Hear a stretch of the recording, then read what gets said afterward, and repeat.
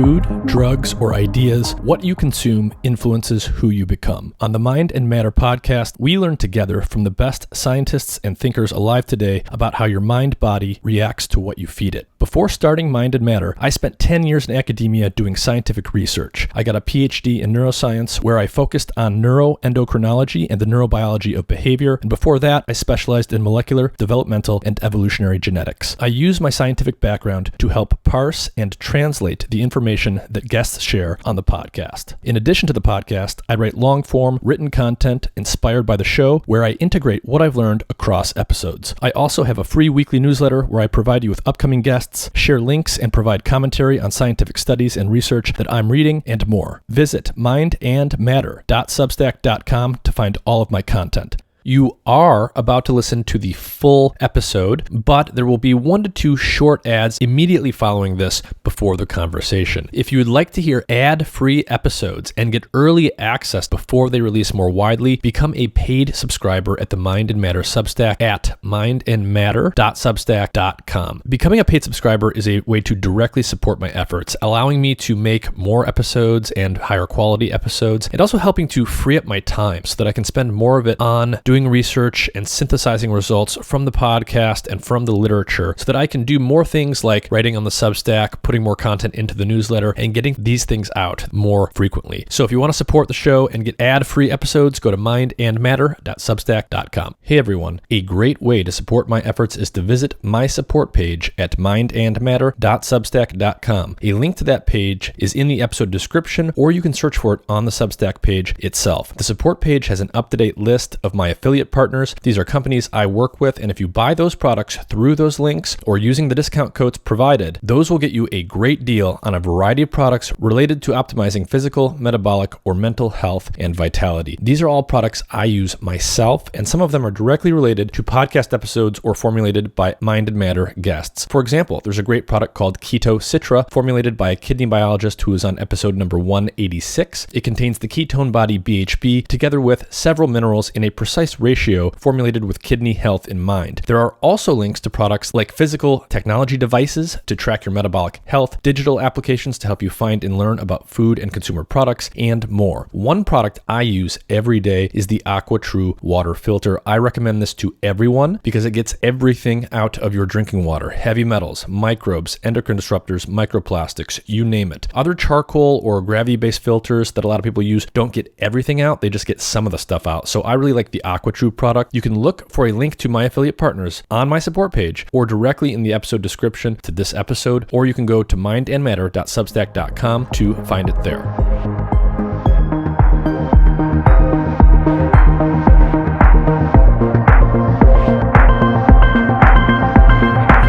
Ganesh Halade, thank you for joining me, or I should say thank you for having me. I'm in your office right now in Florida.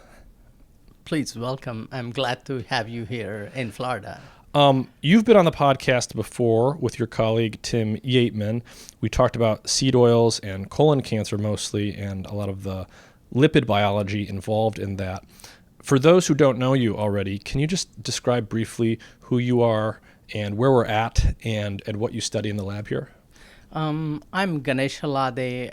By training, I'm a pharmacist and then transitioned to become a cardiovascular scientist after training with Mary Lindsay, and then advanced to the professor rank at the University of South Florida. Right now, we are in the Sunshine State of the USA, and I look forward to having podcasts. But my basic training is from pharmacy, moved on to the lipid biology, cardiovascular sciences, and some application to the different cancer, including the colon cancer. Mm-hmm. And so, lipid biology is fascinating and it's extremely complex. As you know, and as many people know, it gets really complicated really quickly. We'll probably spend a lot of time today talking about polyunsaturated fatty acids and some of the dietary fatty acids that people consume all of the time, whether they realize it or not. In particular, the so-called seed oils are a type of polyunsaturated, basically refers to a type of polyunsaturated fatty acid, the Omega-6 polyunsaturated fatty acids.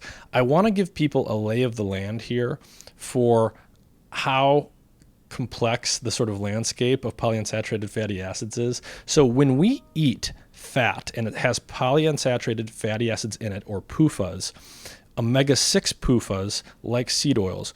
What are some of the different things that those fatty acids can be turned into in the body? Can you give us just a general sense in terms of things that are involved in inflammation in the immune system, things that are involved in other processes? Like what is the landscape of molecules that these dietary fats can actually be turned into? Yeah, sure, definitely. This is definitely the complex question, trying to simplify at the level of the human health and how they get into the body.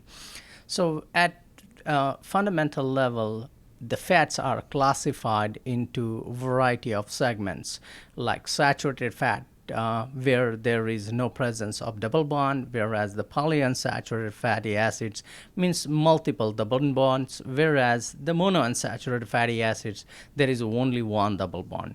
So in context of the polyunsaturated fatty acids, those are mainly present in safflower oil, corn oil, soybean oil, and the sunflower oil.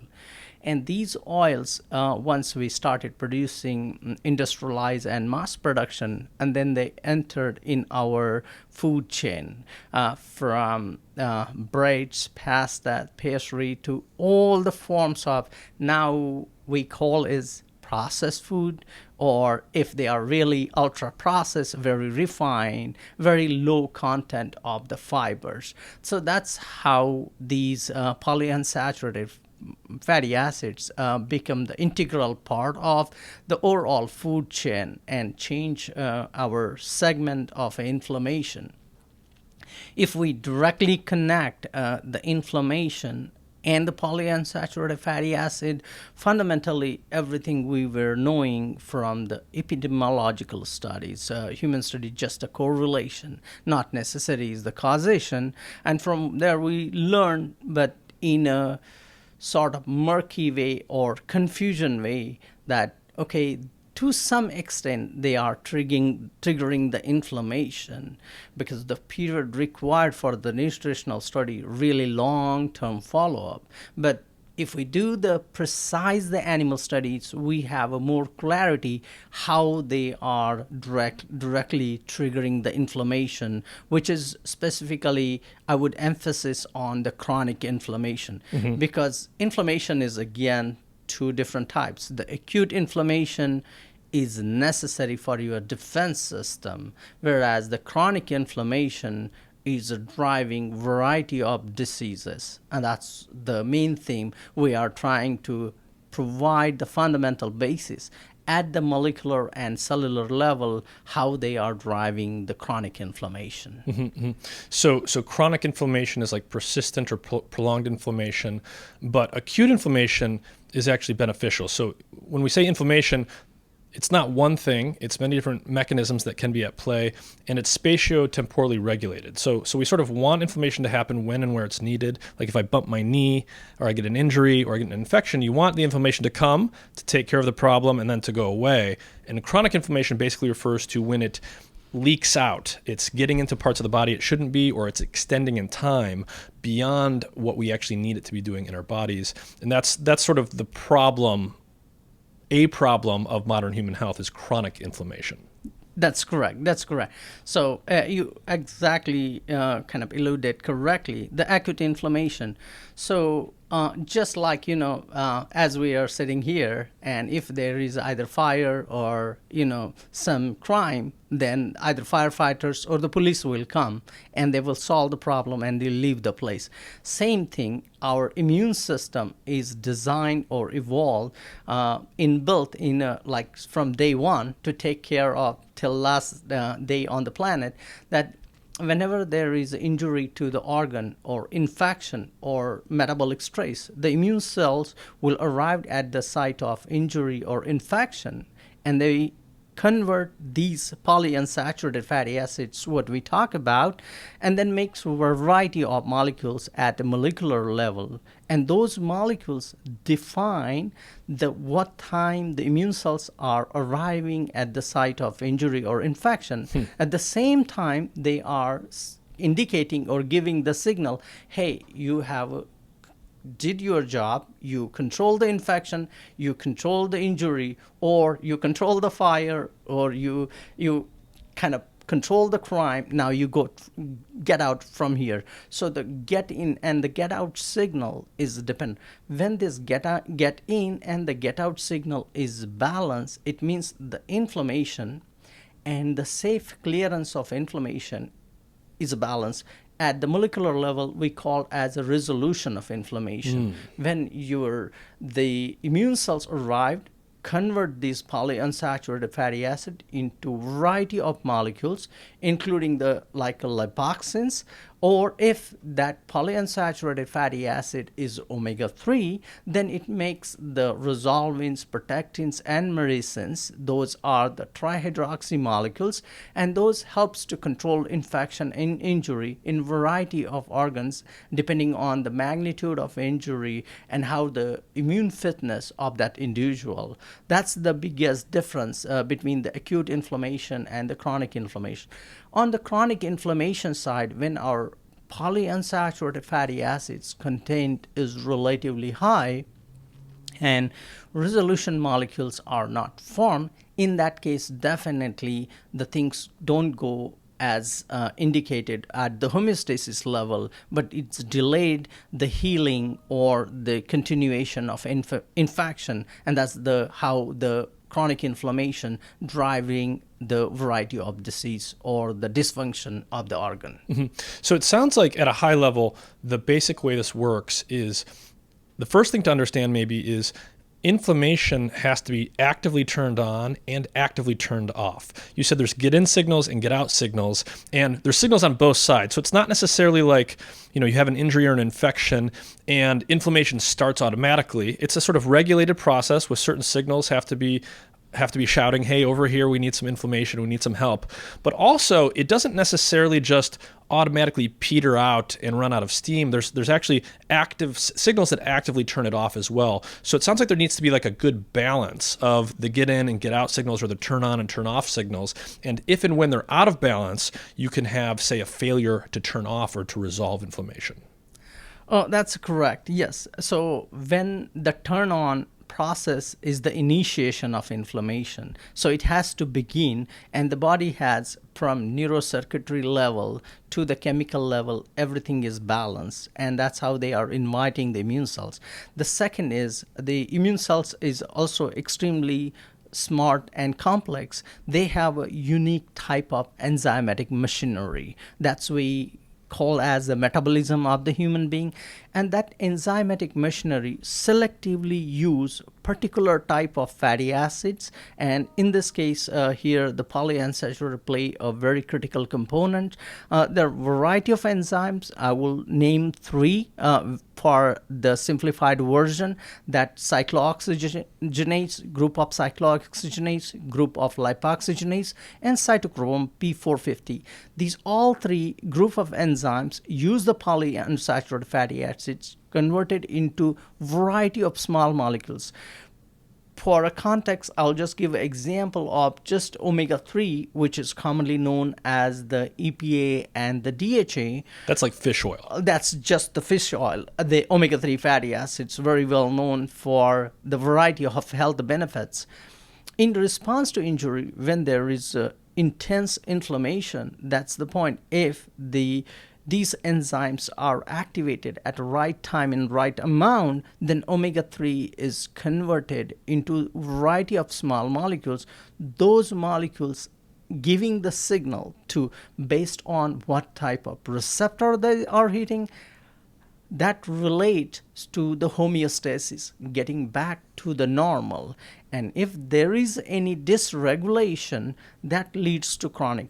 Now, in metabolism, many things are relatively complex. They don't go in linear direction. But here, one thing, by using the majority preclinical literature, we establish the linear pathways. The linear pathway that everybody eats some sort of fatty acids, then it has to be used by certain enzymes, and more precisely in context of omega-3 and omega-6, the lipoxygenase are key, and the cyclooxygenase, to some extent cytochrome P450, obviously once these fatty acids get used by these enzymes, that leads to the bioactive lipid mediators, because they are relatively more potent than the actual substrate, the fats that we talk about, the omega-3 and omega-6. So those monohydroxy or trihydroxy molecule, relatively complex than the original substrate,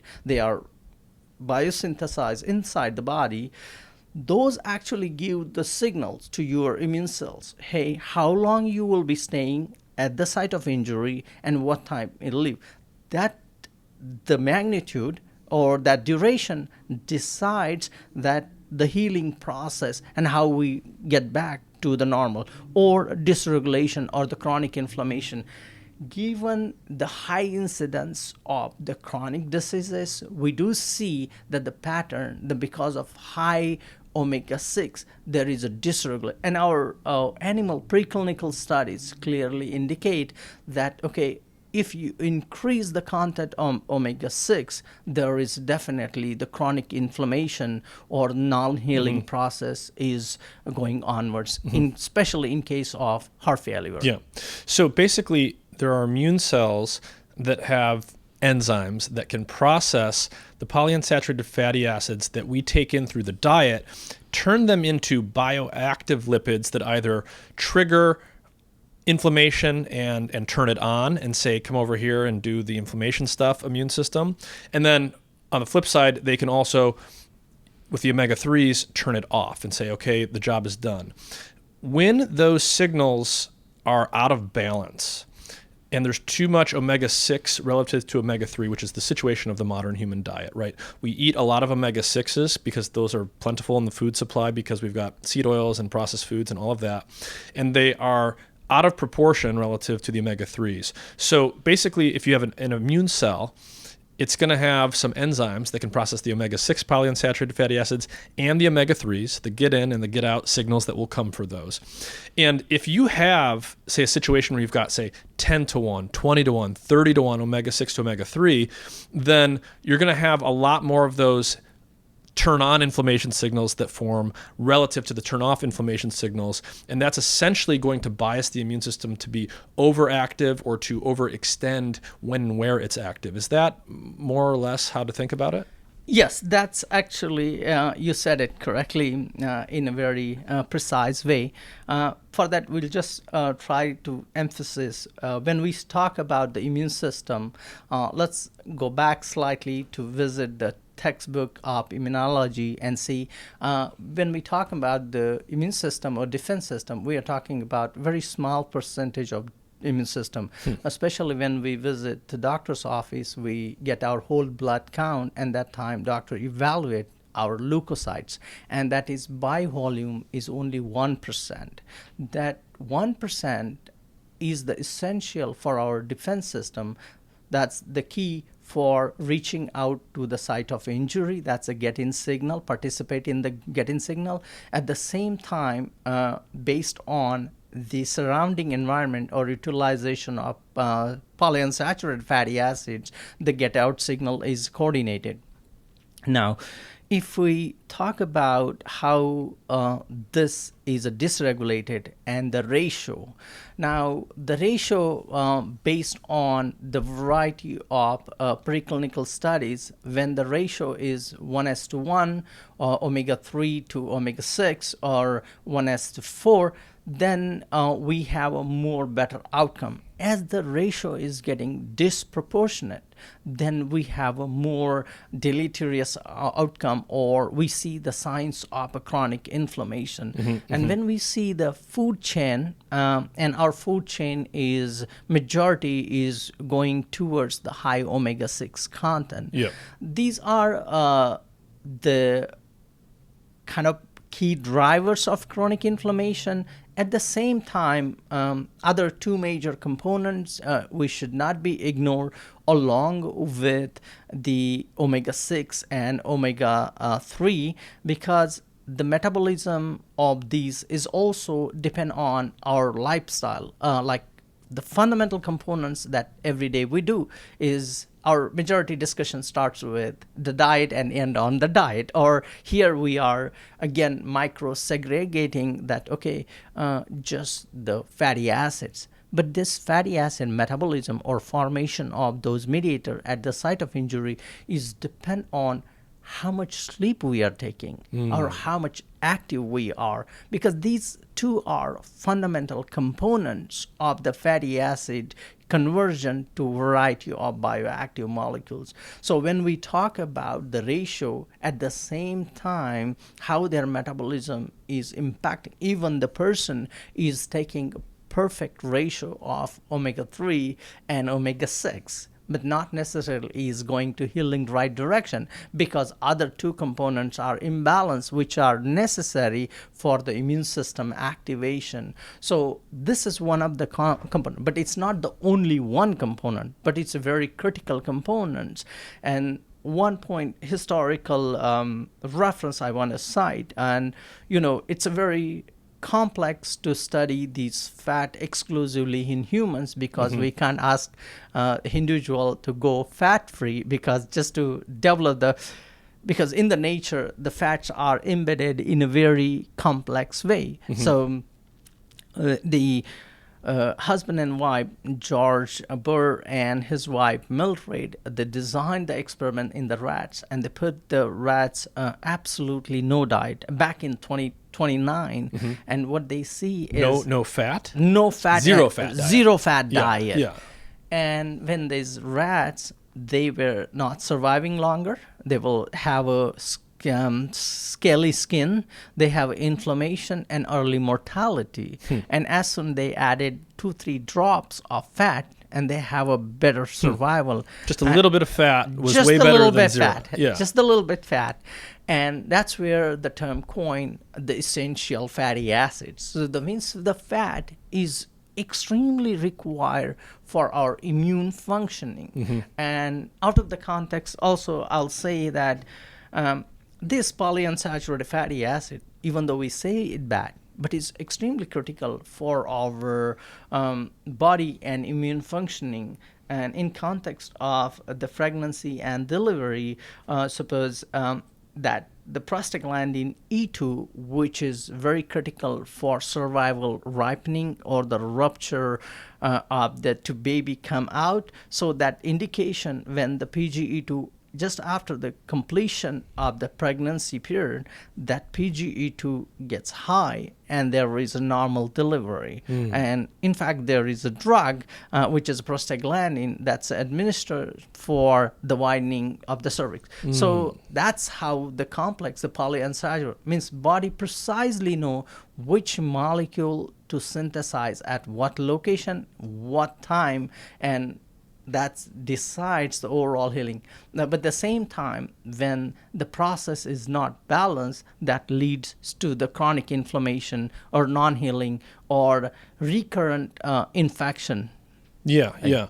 And so I want to talk a little bit more about the balance between omega-6s and omega-3s and why that is so critical. So these are essential fatty acids, meaning we require them in our diet. Our body cannot produce them on its own. So we can't make our own omega-6s and omega-3s. We can't make our own polyunsaturated fatty acids and perfectly balance them. We need to get them from the diet. And if our diet is imbalanced, things are going to be imbalanced internally.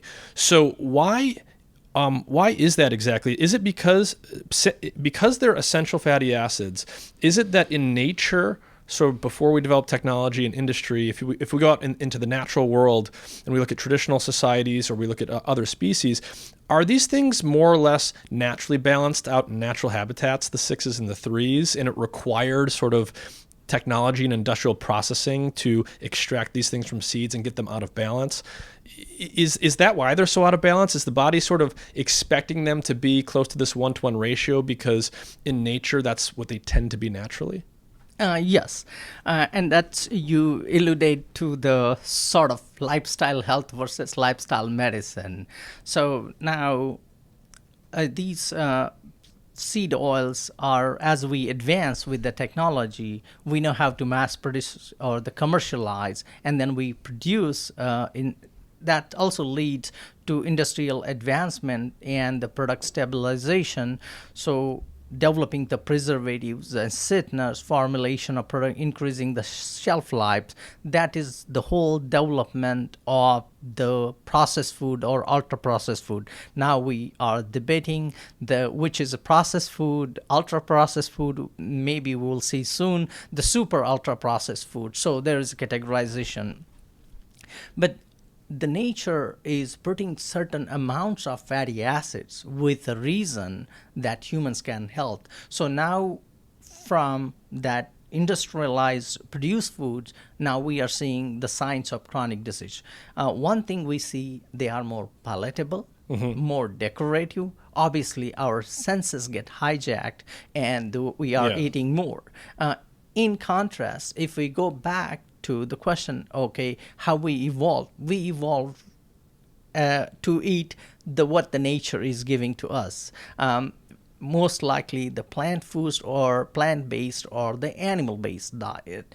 And as we are adding the variety of process, if you add one-step modification, as soon as we take a two-step modification or the three-step modification, their healthy content is decreasing onwards and leading to the category of super processed food. Definitely that is the major contributor to our variety of diseases. That is one component. But when we talk about the preservatives and the sweeteners, those are also the major contributor. Even the salt content. Salt is one of the major drivers for the hypertension. So these are the components contributing from the process or the over commercialization of food. But in context of fat, the fats are embedded in a variety of nuts, even the variety of the healthy plant-based food, including the avocado is one of the best example where healthy fat is included. So those are the components. If a balance, then we have a bit.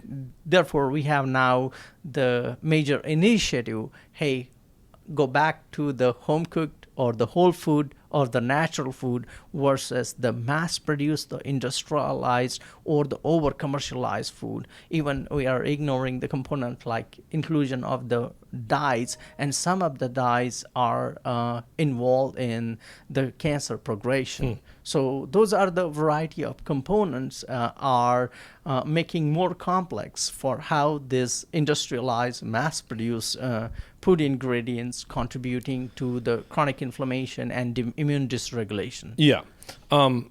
So we're in your office here at USF, and it's the USF Heart Center. Basically, there's a lot of cardiovascular research happening here. You've got a little heart model on your desk. A lot of people are studying the heart and inflammation, cardiovascular disease, all of this stuff. I'm going to play dumb for a minute to lead you into the next section that I want to talk about. But we just talked about polyunsaturated fatty acids, basically seed oils. That's what they are. Omega-6 polyunsaturated fatty acids.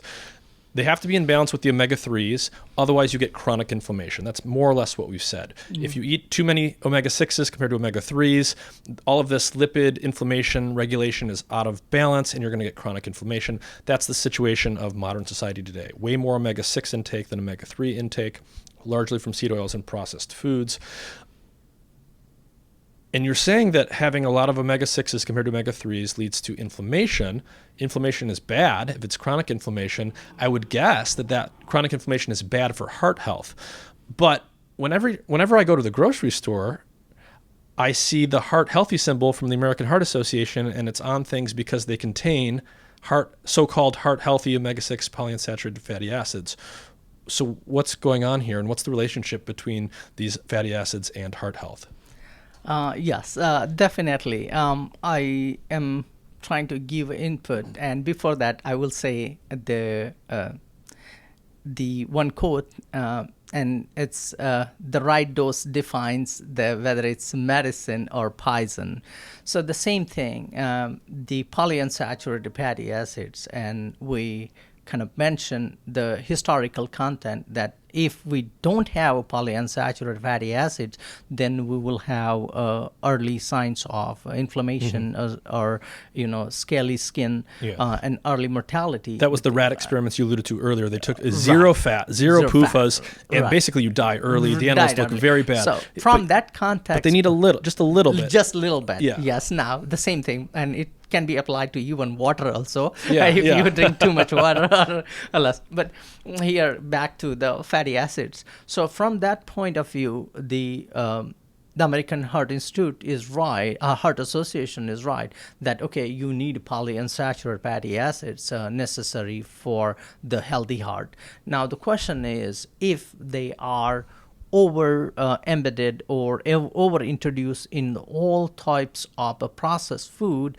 and if they are heavily consumed because of their palatability, or they are hijacking your senses, definitely their content is going to be high. And the another two confounding factors we talk from the cardiac point of view, as we are advancing, our labor or the physical activity is relatively way less, and the fat require intense physical activity to burn it down. We know very well. So that's another reason, even though we have a healthy heart symbol on those, but we don't know exact what dose, and that is where the research come into the place. From the animal point of view, if you take the 5 to 10% of the kilocalorie energy from these PUFA diet, then the mice have a better healing.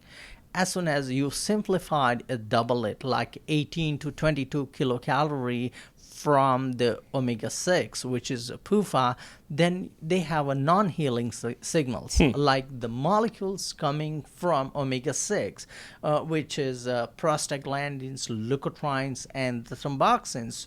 Those are necessary or triggering the clot formation, blood clotting, blood clotting, and that leads to myocardial infarction. I see. So basically, again, it's a sort of a very Goldilocks thing here. Right. Not too much, not too little. If you give rats zero polyunsaturated fats, they die early, they look really bad, they don't heal properly. If you give them just a little bit, a few percentage points of their calories, they heal normally when they're injured, they don't have excess inflammation. But then if you give them more than that, they stop healing properly and they have chronic inflammation. That's correct. Got it. And so again, there's many different lipid mediators, both for the initiation and the resolution of inflammation. So you have to sort of tell the body to turn on inflammation and where to do it, and you have to actively tell it to turn it off as well. Right. And that, the key thing here is sort of the balance between these omega-6s and omega-3s.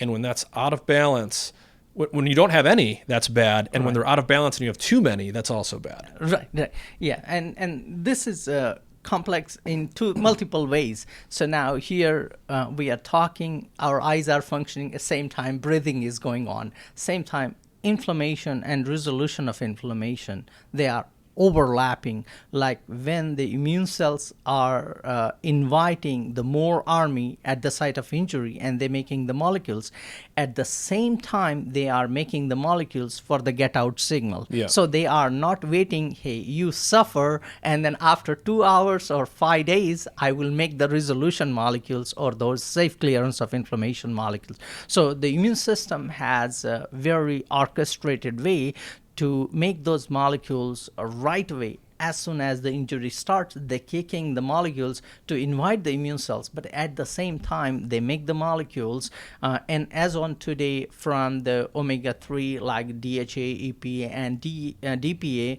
there are more than 28 to 30 molecules they kind of form at the site of injury. And then again, they vary depending on the site of injury, the organ, because if you take a context of the two, now from the cardiac point of view, in the human point of view, the EPA is relatively higher and it is more helpful given that the EPA get converted into a variety of molecules. But if you see the brain, then the DHA, another type of omega-3 is essential. And if you go to the skeletal muscle, you need a different type of fat. So each organ has its own unique composition of fatty acid requirement, and based on it defines what molecules will be produced upon the injury or infection of that organ. I see. So if I get an injury to my skin or somewhere else on my body, or I get an infection, the signals, the pro-inflammation signals and the inflammation resolving signals sort of both get made in one cocktail at the same time,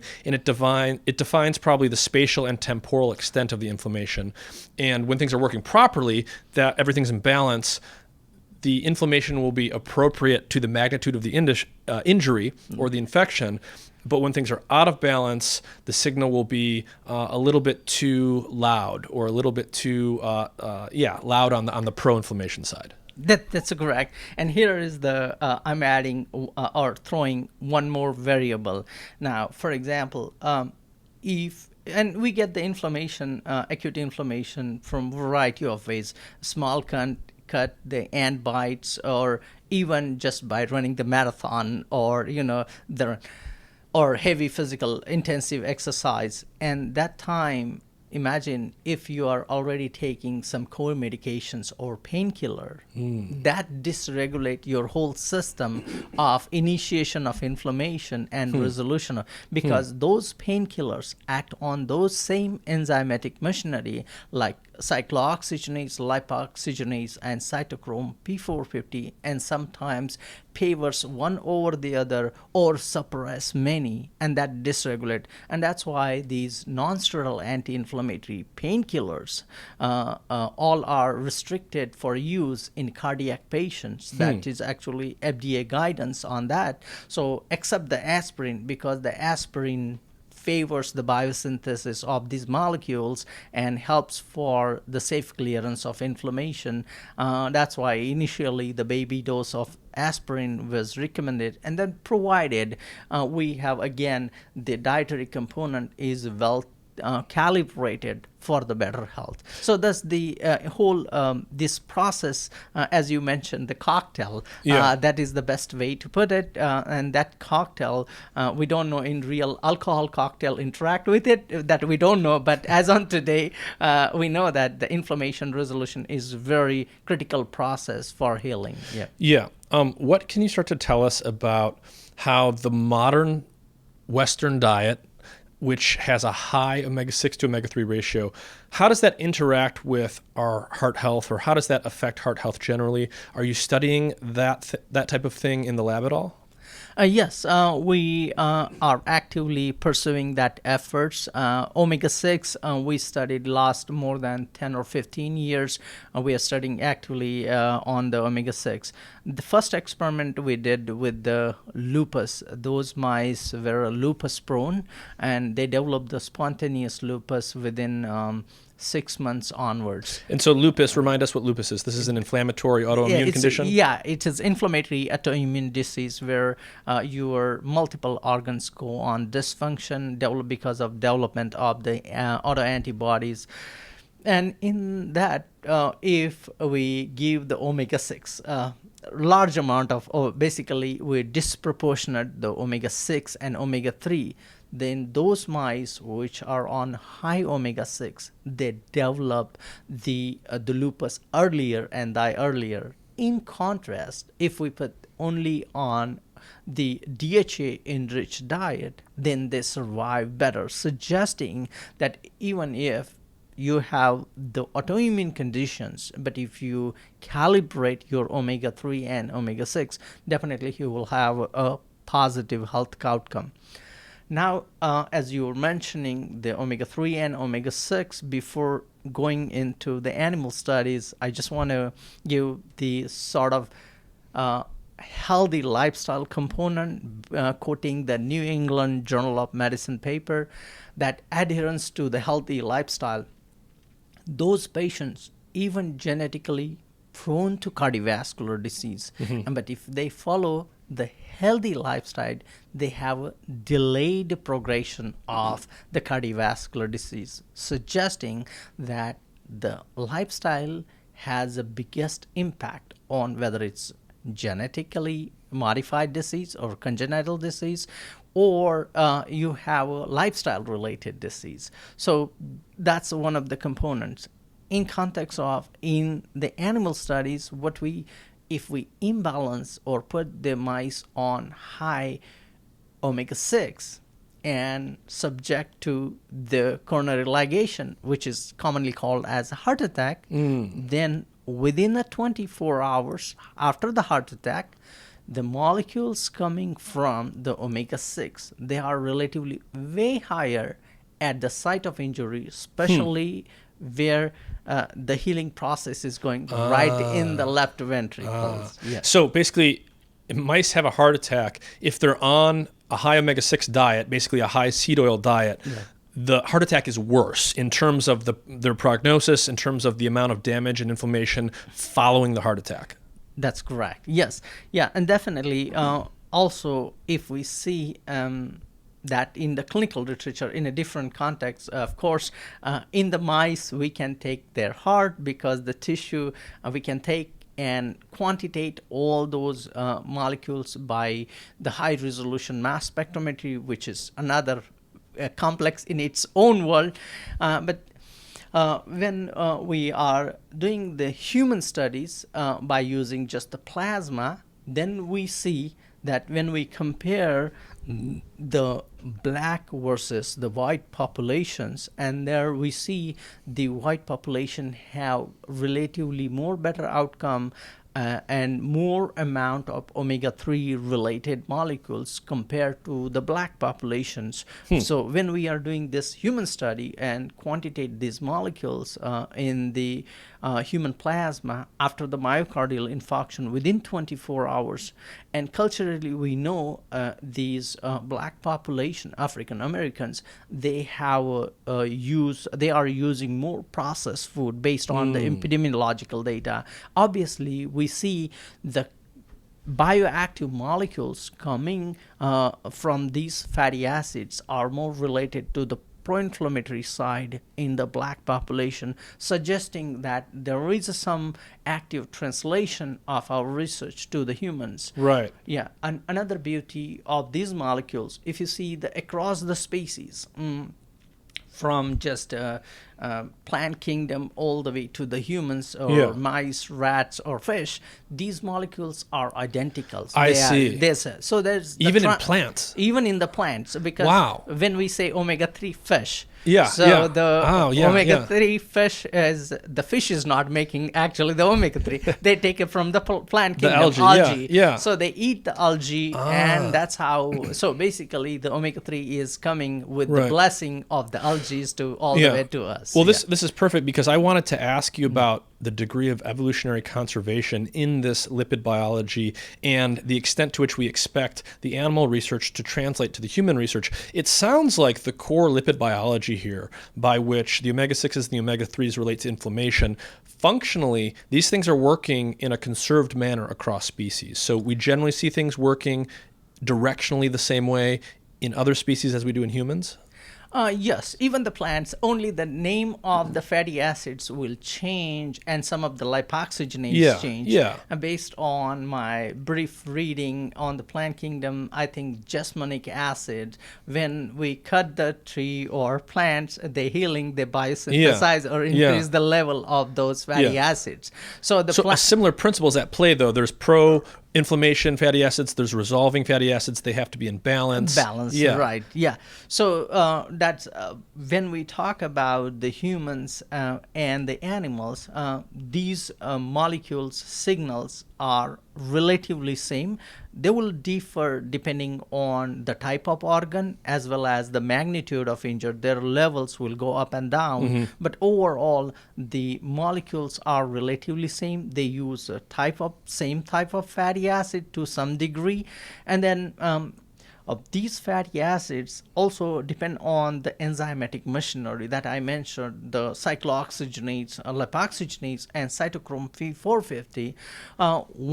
Another variable I'm introducing here is the aging. As we move on, and many times we say like, okay, these molecules are produced and we eat balance the omega-6 and omega-3, you will go on healthy side, that's right. But till what level? As we age or as we are moving to the next step, these levels of these enzymes is relatively going down based on our animal studies. When we compare the young and the old mice, and especially put on the high omega-6, their immune dysregulation is relatively way higher in aging mice. And just you don't need to give the heart attack just by putting the omega-6 that dysregulate your lipoxygenase or the enzymatic machinery. It means that the clear signal is that when we are moving from later in life, especially in aging condition, that time we need to titrate our omega-6 content. As we age, it becomes even more important to pay attention to whether or not you're getting disproportionate omega-6 polyunsaturated fatty acids. Yes. In other words, you're more sensitive to the negative effects of having excess omega-6 PUFAs from seed oils as you age. That's correct. That's correct. And because of the pandemic, we got the opportunity to use those mice because of COVID, we were restricted to the going to the animal colony, and our mice were on the omega-6. So, and they stayed more than 6 months to 10 months. So what we did is because there were many cages that were going on omega-6. So what we did is after 6 months, we transitioned back to the normal, to control diet, and for 4 months. So one group continuous 10 months on the omega-6 diet, and the one group is from 6 months, they back to the control diet. What do we see? Their lipid levels are coming back to normal. Their pro-inflammatory levels are coming back to normal. What's coming?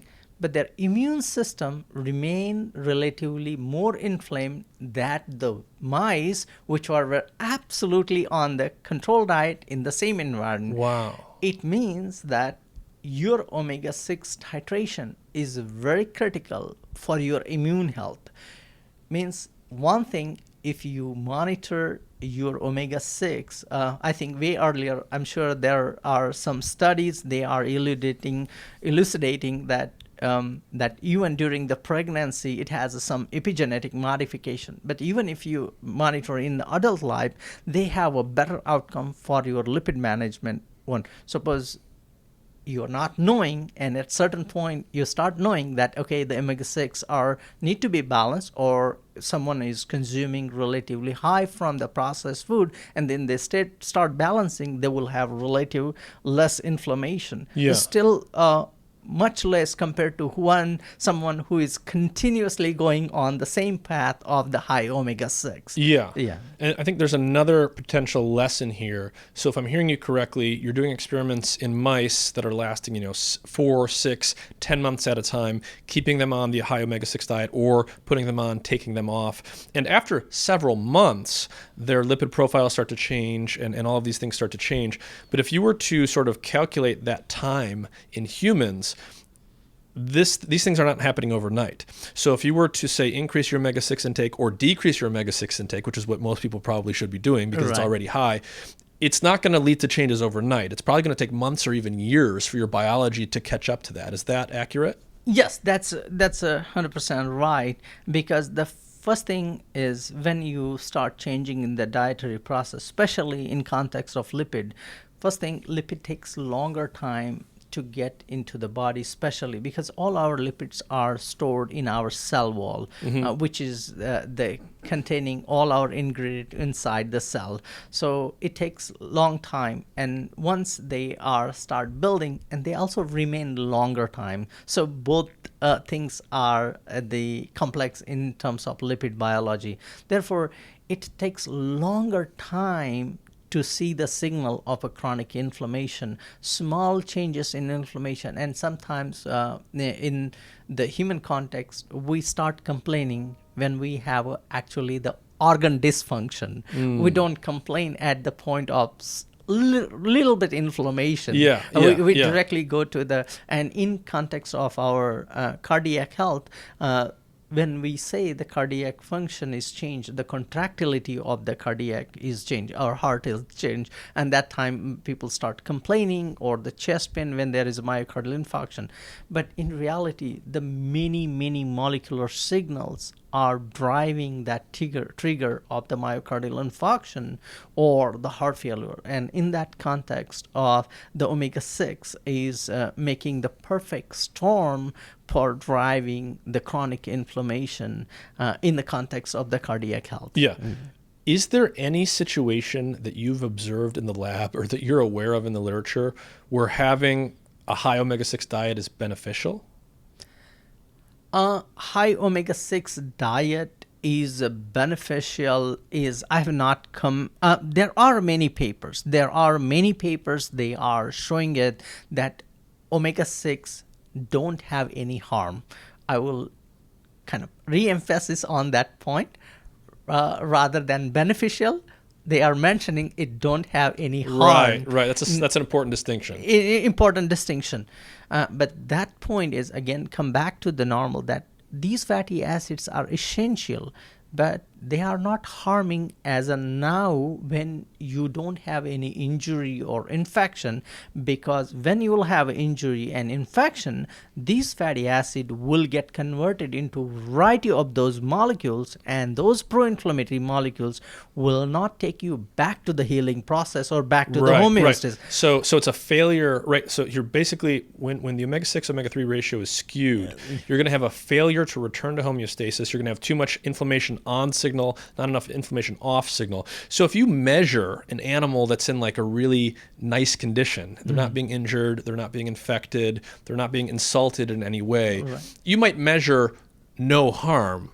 But that's a very different situation than actually perturbing the system and watching it fail to return back to normal. Right, exactly. Yeah. And this is another best way. Like, for example, two individuals sometimes take the same drug, but they don't get the effect because one have different dietary conditions, and his fat interacting with the effect from that medicine and leading to the different direction, whereas the other person is getting the benefit because his fat content is. For example, let's take the simplest example is aspirin.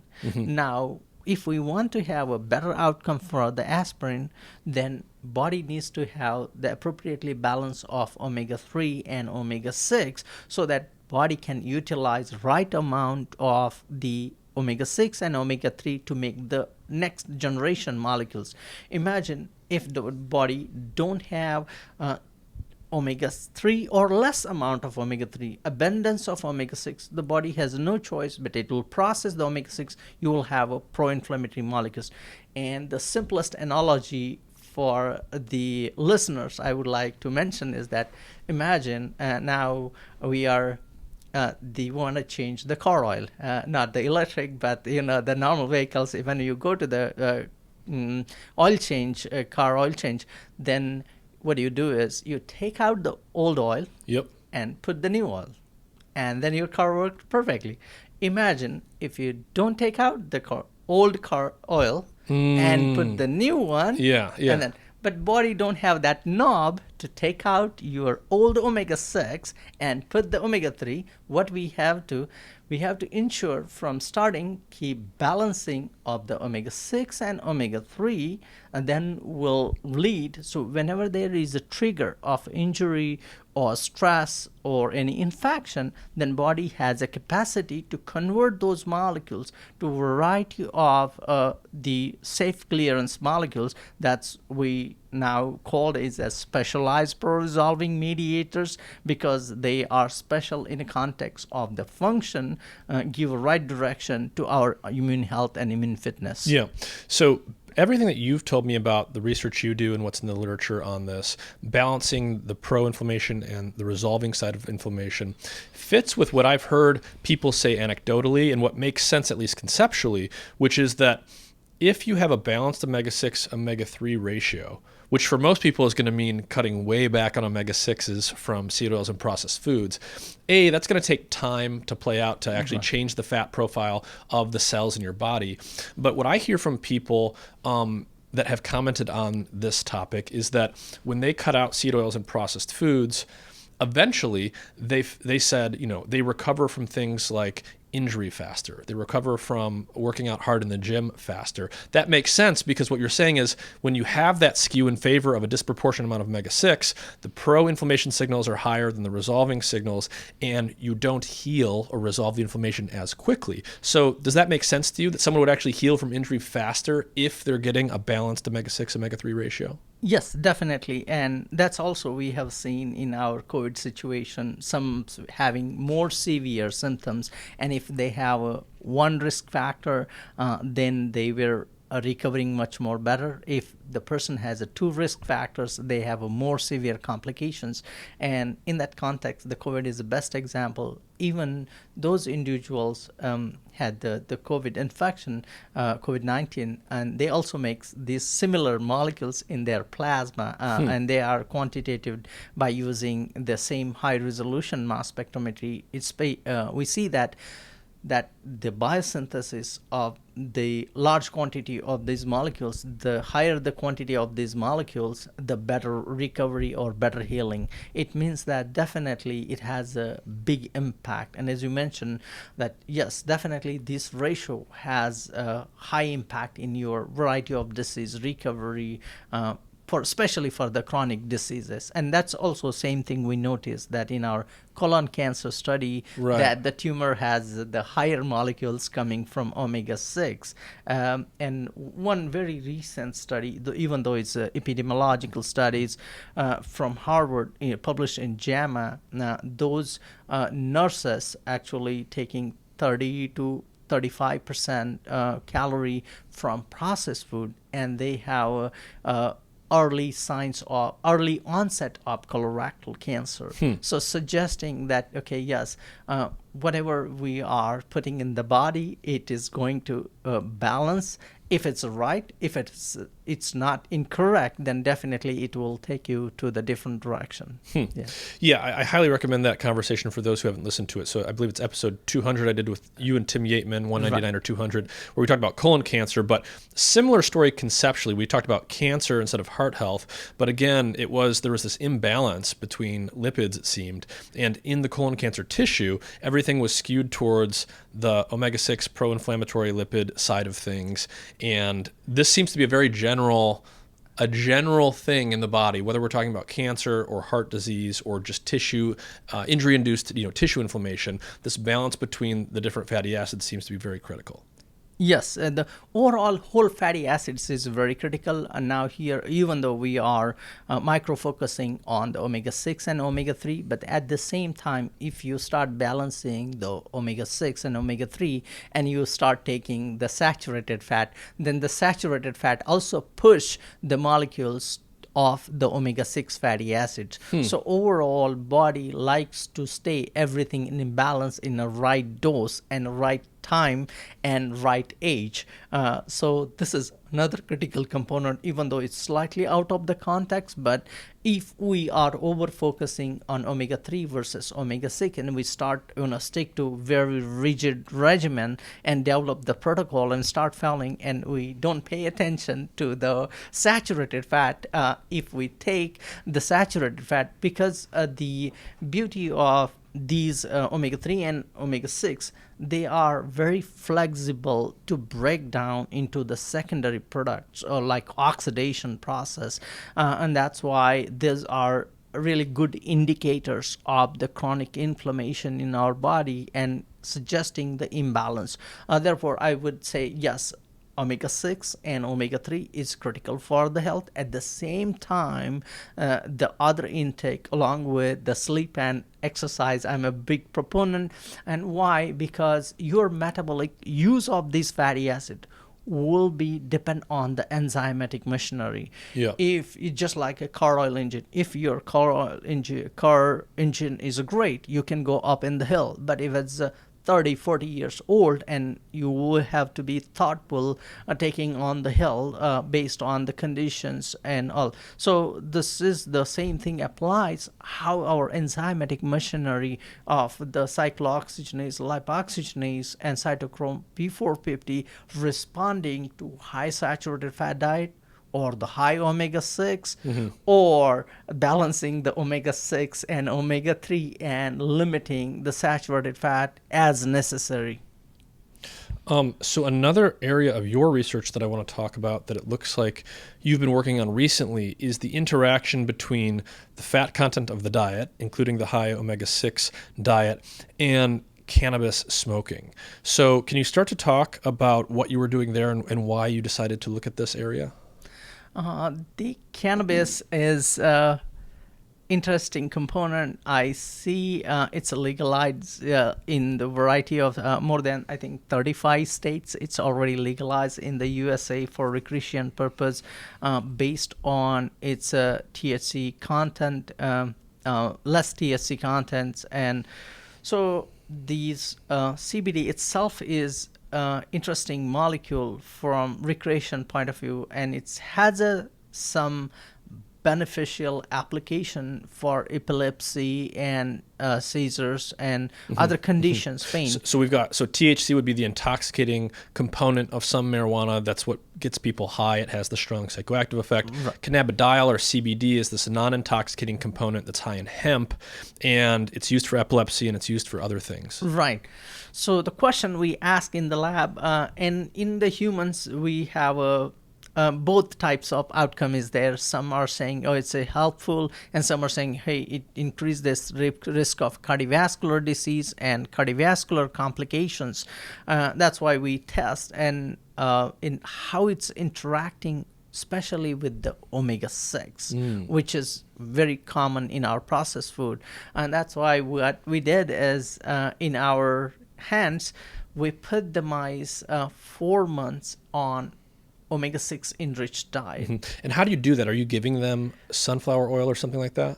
We provide the high content of safflower oil, relatively double than what is present in the control diet, very precisely 10% weight by weight, which is kind of 10 to 22% kilocalorie for the mice from the safflower oil diet, relatively much lesser than the saturated fat is used in the animal world. Usually, most commonly, when we say high fat diet, it's around 45% of kilocalorie. And now the humans also reaching to that level, taking 30 to 50% of kilocalorie from the processed food. But whatever our study is relatively much lesser amount of higher than the control, but relatively much lesser than what the humans consume. But we still see a profound interaction between the CBD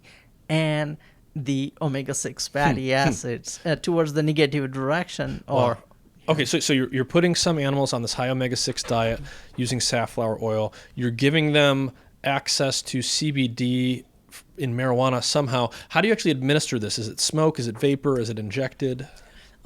Actually, what we do is we light up. This is a passive smoke, actually. What we do is we put the cannabis cigarette in one of the equipment, light it up, and then it has a program set that every 30 seconds it will make the puff, and that smoke is transitioned to the chamber where the mice are exposed to 35 minutes from the cannabis smoke. So twice each day and for 5 days. So the first, so it's hemp marijuana, high CBD. You have a smoking device, a machine that makes the smoke from the joint, and then the mice are passively exposed to it. So they're inhaling actual smoke. Right. It's high CBD, low THC smoke.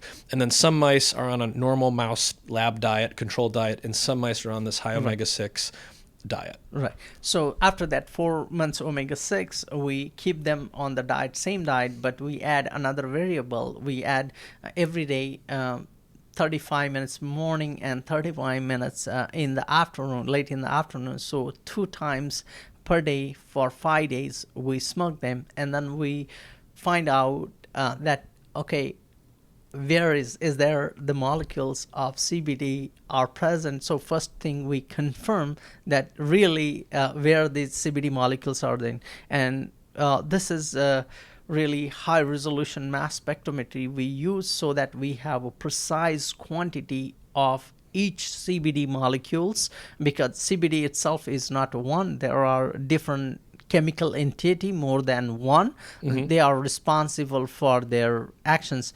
So you can quantify, you can measure exactly how much CBD and other molecules are in all the different organs. That's right. Yeah, and here is the interesting point. After the last smoke, and then 2 hours after the last smoke exposure, we sacrificed the mice, and then we quantitated these molecules in variety of organs like heart, spleen, then lung, and brain, and the olfactory bulb. And we could see these molecules within 2 hours reaching to the heart, which is the most surprising or fascinating findings, that, okay, CBD can reach to your heart within 2 hours. That is one of the phenomenal outcome of a study. At the functional level, we don't see the change in the contractility, which is a crude measure of the cardiac health. But another more precise measurement, and that's a blessing because we have the fascinating facilities at the University of South Florida Heart Institute, where we are sitting now.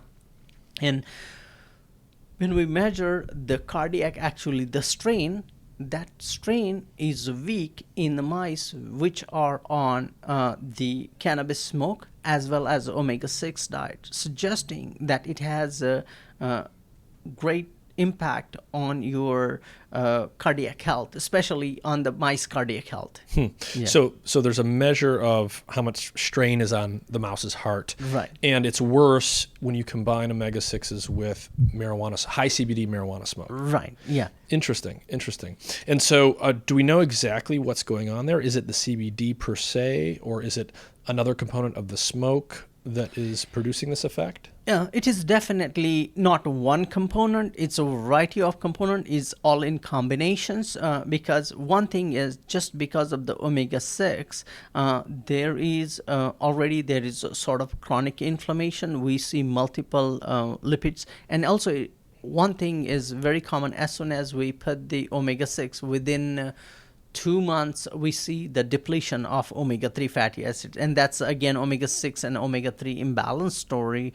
But when we are putting the cannabis and the omega-6, they are interacting with each other and then suppressing your immune system. If you are normal and healthy, when the mice are absolutely on the control diet and when we are smoking with the cannabis, their immune system is activated. We see their immune cells are obviously, the lung is the most obvious because... So the immune system's activated in animals on the control diet when they're exposed to smoke. Like, that's normal. Smoke is a foreign entity. It goes into your lungs. Right, yeah. It's going to induce some inflammation. Right, you expect that to happen. Right, yeah. And when that time we see the balance of the omega-3 and molecules from the omega-6 in the control animals. Yes. And they are produced because obviously it is just like injury and bite or common. Smoke is basically causing micro injuries. There's some inflammation, but then it turns off if you've got the control diet with a balanced omega-6, omega-3. But when we are seeing the omega-6, the first thing is that because of the low grade of earlier chronic inflammation, the immune system is not jump-start. It's not reaching on right time and not making right molecules. So the high availability of the omega-6, it's making more pro-inflammatory molecules, and that instead of the activation, we see the suppression or the dysregulation of immune system. So here 2 things are happening. One is their get-in time is dysregulated, their transit time is also dysregulated, and obviously because of dysregulation or less biosynthesis of resolution molecules, they are less produced. We expect that they will have more dysregulated outcome. But at first instance itself, we do see that they have relatively more signs of chronic inflammatory molecules in variety of organ, and especially we see in the heart and the spleen. The spleen is interesting because That's where all our immune army sits. The immune cells are, that's serve as a reservoir. And we are studying last 10, 15 years, and many times the people ask, hey, everybody like to study the main organs like the brain, heart, or lung, the colon. But why you are, worried about the spleen? Because I'm interested from where and what time the immune cells come, and where that's they the are, reservoir for where they sit. And if you see the fatty acid content, that's relatively high because that's what they are holding the fatty acid as a weapon, and they carry with them and convert into the different. So the spleen is a very interesting organ in context of omega-6 and 3 because they hold the fatty acid and they also express the enzymes when they moving to the different location. Even in the cannabis case, they bring the fatty acid, they bring the enzymes, and they process the molecules, and that defines the overall outcome. So when you expose high CBD marijuana smoke to animals who have this high omega-6 diet from safflower oil, they basically have an inflammation problem. They're already chronically inflamed from the start, from before they're even exposed. And this pro-inflammatory state, this chronic inflammation state, is disrupting the normal and precise temporal regulation of the normal immune response. So in a normal mouse on the control diet, they don't have chronic low-grade inflammation, and when you expose them to smoke, which is basically an inflammatory trigger, the inflammation turns on and it's resolved normally. But in this high omega-6 diet condition, they have this low-grade inflammation that's already there, and it just disrupts the normal timing of inflammation when exposed to the insult, in this case, smoke. The smoke itself is, and the biggest impact we see here in lung, because that is directly smoke. And here is the surprising component, even the direct impact on the lung, but we start seeing the signal in the heart and the brain of those molecules. It means even through the lungs, it reaching to the multi-compartment in the body and impacting your immune metabolism. So it giving the complexity how intertwined the one is our immune system and our fatty acid metabolism. So both means if we really think about the cannabis is really helpful, then first we have to go back and see, what's my content of omega-6 versus omega-3, and then expect what outcome is possible. So you would expect, this study would say you would expect a different outcome in a different dietary context. So two different people could respond in two different ways. Basically, the high omega-6 diet, it sounds like, makes it not only disrupts the timing and the dynamics of inflammation in the lung, which is the site where, in this case, the injury is happening, but it's making the immune system, the pro-inflammatory side of the immune system, a little bit more trigger happy all around. And you're seeing that in other organs beyond the lung as well. And from the lung point of view, many studies are done in Charles Strahan Laboratory, Harvard, where he discovered all the resolution molecules, and they have seen that how these individual molecules is necessary for the lung injury, including the leukotriene B4 is essential for inviting the immune cells and making the molecules, and also for the safe clearance of inflammation.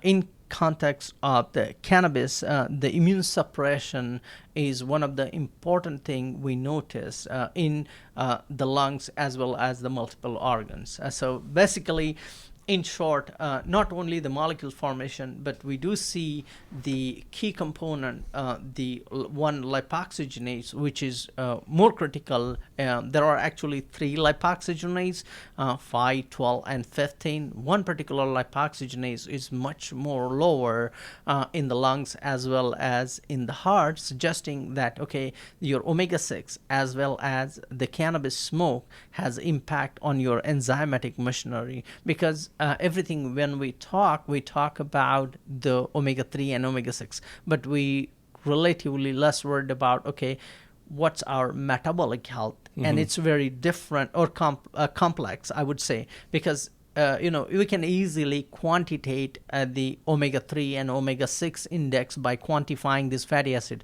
but we really don't know what's our metabolic health or the metabolic index. We definitely with the advancement of the high quantitation of variety of metabolics or the informatics or artificial intelligence, the way it is advancing, one day we will come to know, hey, what's my metabolic health really? And then I can decide what quantity of the omega-3 and omega-6 along with saturated fat is suitable for my body. Rather than going for mass production or mass application of one size fits all. Mm-hmm. What are some of the ongoing projects you're working on in the lab to do with the dietary fatty acids that you're particularly excited about right now? Right now, we are more focused on the omega-6 versus omega-3 in variety of contexts, but at the same time, we're also focusing on the obesity and hypertension, how it's driving. Let me explain before that the heart failure context. Right now, there are there are many types of cardiovascular disease. In that, the two main types of heart failure are currently studied, and one is directly relevant to the omega-3, omega-6, and obesity and hypertension. So the heart failure with the preserved ejection fraction, where two comorbidities are together. One is obesity and the hypertension. When these both are together, that leads to heart failure with preserved ejection fraction. It means your heart is pumping perfectly normal, but you are seeing or indicating all the signs of heart failure. Means you have a fatigue, you have an activity limitation, you have a congestion, and all those are the precise clinical signs of heart failure. And that's where we are trying to study that how it is changing these omega-3 and omega-6 balance in different organ. That is one component. Same time, another heart failure is when your coronary artery that supplies blood to the left ventricle and there is a fatty plaque development and then reduce the blood flow, that leads to the myocardial infarction or heart attack. And we have a chest congestion, we call 911, and that's the rest of the story. And if we are lucky and close enough to the hospital, we get reperfused, still we develop the heart failure. So that is a heart failure with reduced ejection fraction. Means your contractility is definitely decreased. But in your obesity and hypertension, your contractility is preserved, but you are showing all the signs. So both are heart failure. Right. So basically, you can have heart failure where you're basically big, your blood pressure is high, you're carrying around a lot of weight, you're stressing your heart because you're carrying this big amount of weight around, more or less. But the heart itself can contract, it can work as a pump the way it's supposed to, but you still get heart failure. You can also have heart failure a different way, which is the coronary artery is clogged, basically. And even if you're not obese, it can still get clogged and cause problems. So those both types of heart failure we are studying. We are adding variable one at a time, including the aging, or if any gene is not present, because that is possible in the mice. In humans, it's kind of unfeasible. We can do in taking out then one particular enzyme in the immune system, then how the healing process is going in young versus old. Those are the variety of the components. We have not touched that component, but I will once these mediators are formed, these mediators, or we call as the specialized resolving mediators, those serve as key molecules and they open the locks. They call as a receptor at the molecular level.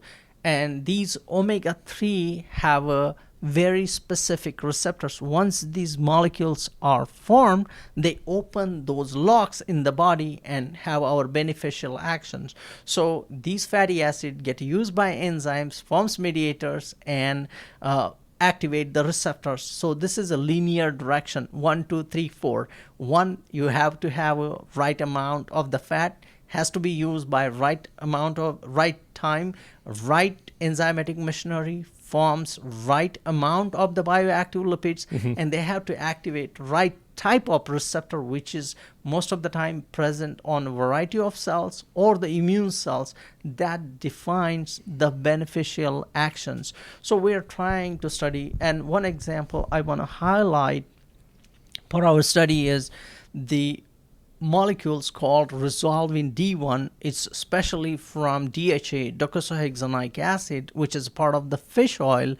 And even that receptor is absent in the mice, those mice are perfect model for developing heart failure with the preserved ejection fraction that I mentioned, where the obesity and hypertension is combined. Those mice develop the obesity without high-fat diet. Here is the critical component, because when we have to make the mice obese, we put them on the high-calorie diet, high-fat diet. But these mice just on the normal chow diet, because of the absence of that receptor, which is lock for the resolving D molecule, comes from the omega-3. And that's the one of the fascinating component, that all the variety of the organs are inflamed, like the kidney, spleen, the heart, adipose tissue, and you name it. And those mice die way earlier because of the obesity. And that is where we are talking about heart failure with the preserved ejection fraction.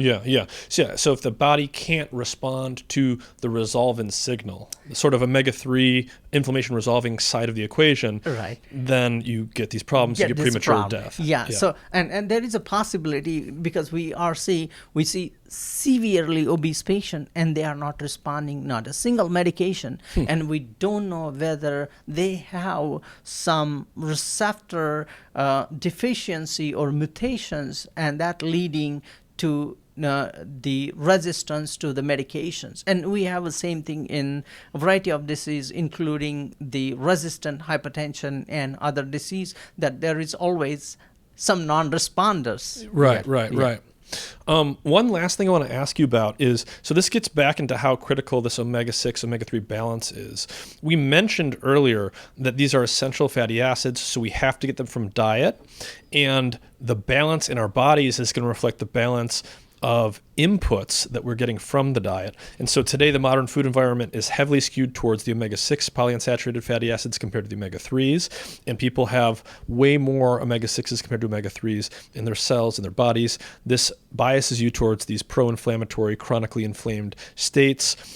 But in mice, what you guys can do is you can genetically engineer mice. And even though mice are like humans, and we normally require these fatty acids in the diet, and we can't convert between them because we don't have enzymes to do that, in the lab, mice can be engineered so they have a special gene that converts the omega-6s into the omega-3s, which is not normal for a mammal, and therefore you have a genetically engineered animal that's going to end up with basically a more or less balanced omega-6, omega-3 ratio, even in the context of a seed oil diet or a high omega-6 diet. In other words, you give them way more omega-6s to omega-3s, but their body has been engineered to convert those omega-6s into omega-3s, so they end up with a balanced ratio. I believe this is called the FAT1 mouse, or the FAT1 gene.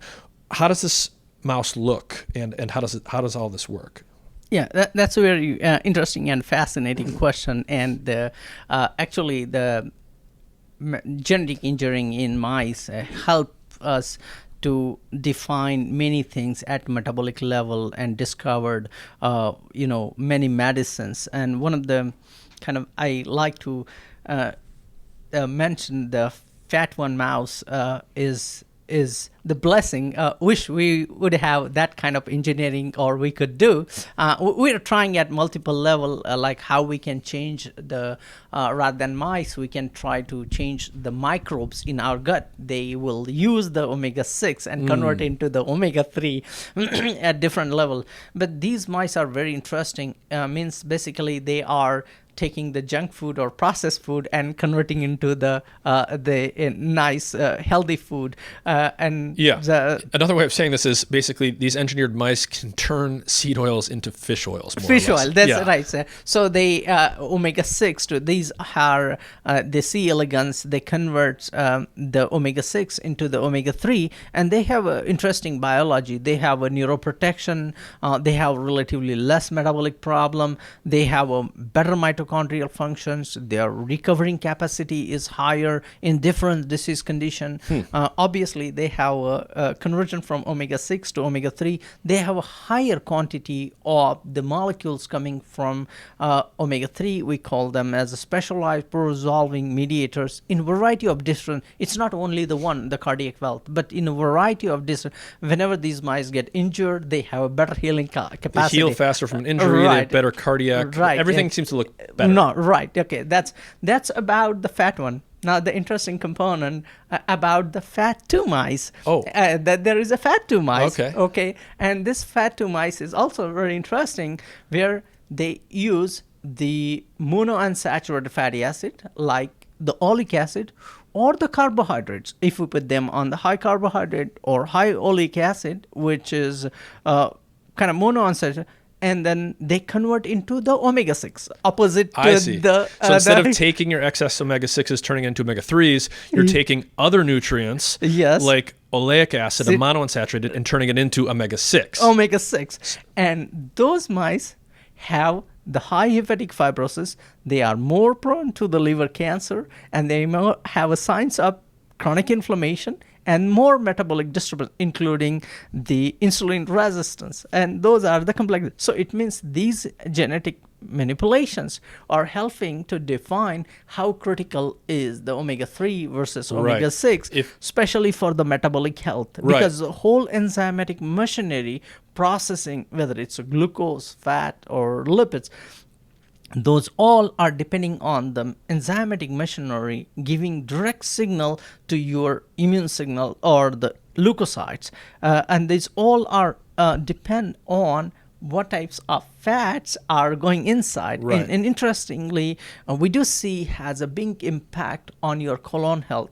That's how this leaky gut, if that barrier is intact, then you have less pro-inflammatory molecules are going inside the circulation. But if we are putting more omega-6 or especially the fat2, then we do see more chronic inflammation. Wow. So fat1 mouse, fat2 mouse, in the first case, they're engineered to take excess omega-6 and convert it into omega-3 to sort of rebalance that ratio. They look healthier than other mice. And then you've got the fat2 mouse, and it's sort of the opposite situation. They're taking things like oleic acid, a monounsaturated fatty acid, and turning it into excess omega-6s, and they see bad outcomes. So in both cases, the common denominator here is excess omega-6 is bad. Right, yes. And here, because if we ask humans to do this kind of trial, it will take years to reach, and plus we will have so many confounders. Okay, someone is doing heavy exercise, not doing exercise, plus sleeping, not sleeping, and co-medication, and variety of other, and the microbiome itself is another variable is coming into the place. But in the mice, we have a very clear signal that, okay, the fat1 mice is helping to say, like, okay, the omega-6, we need to limit that so that we will have a better outcome, and if we balance with omega-3. But the other side, if we increase the omega-6 content, then we'll have a definitely the fatty liver fibrosis, more prone to the liver cancer and other diseases. Well, Ganesh, this work is fascinating. I've been following you for a while. Is there anything you want to reiterate from our conversation today, or any final thoughts you want to leave people with on this particular topic, especially as it relates to heart health specifically, or just general health? Yeah, definitely. One component I would say, there's many conversation in the food, nutrition, or even the inflammation. It start again with the diet, but end up with the diet. But along with the diet, we need to be very cautious about the sleep and the physical activity or exercise. Those are the three components, are the integral part of the lifestyle medicine. Now it's also called as a metabolic medicine, preventive medicine, community medicine, and there are a variety of names. I think there are more than 15 countries. They already started the lifestyle medicine is integral part of that. In USA, there is a lifestyle medicine discipline, or the residency is also developed in the this area. So I believe that, okay, along with the omega-3 and omega-6, we need to be really cautious about the sleep and the physical activity or exercise for betterment of the human health. All right. Well, Ganesh Halade, thank you very much for your time. Thank you for having me. Appreciate it.